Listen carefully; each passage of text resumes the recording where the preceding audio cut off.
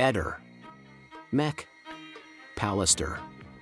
Partendo dal presupposto che Liliana sia salita in macchina con qualcuno ed è salita in macchina con qualcuno, perché via da Piazzale Gioberti non ci sono testimonianze né di persone né di telecamere che l'abbiano vista fuori da Piazzale Gioberti. Quindi mi pare evidente che è salita in macchina con qualcuno. Se è salita in macchina con qualcuno, era qualcuno che conosceva molto bene. Non sarebbe salita con una persona che conosceva appena.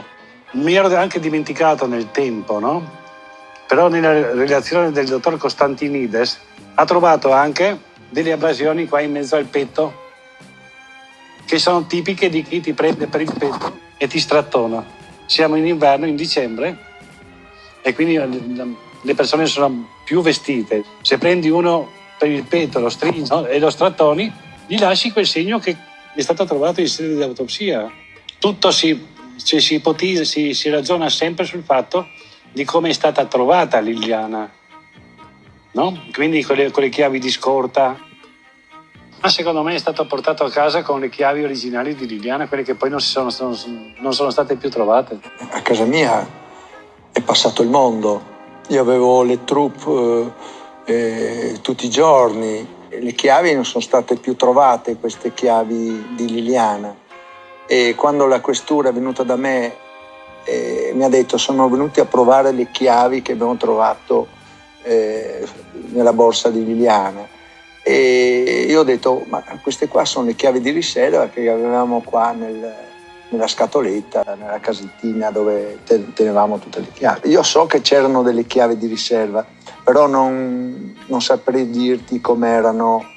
Strano che non abbia usato queste portachiavi per mettere con tutti i portachiavi che abbiamo. Guarda i colori dei sacchetti.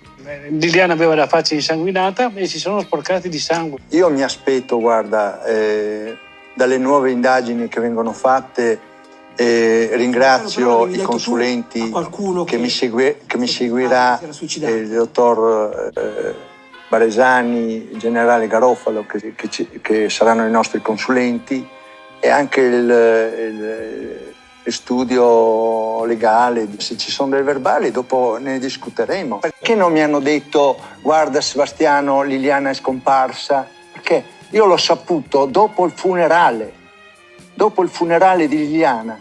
Avevo bisogno di loro perché mi trovavo traumatizzato. Pensate, Liliana non è tornata a casa, io stavo impazzendo cercando di capire cos'è. E nessuno mi ha detto niente.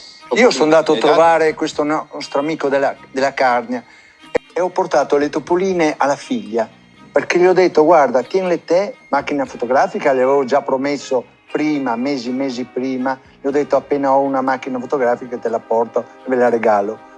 Si è parlato da tempo, io lo dico da tempo, che si è parlato di omicidio o di suicidio. Io è più di un anno che dico che secondo me è stato un incidente. Io immagino che questa persona che non ha voluto uccidere Liliana, secondo me è stato uno scatto d'ira. Ehi, non dimenticare di iscriverti a questo canale.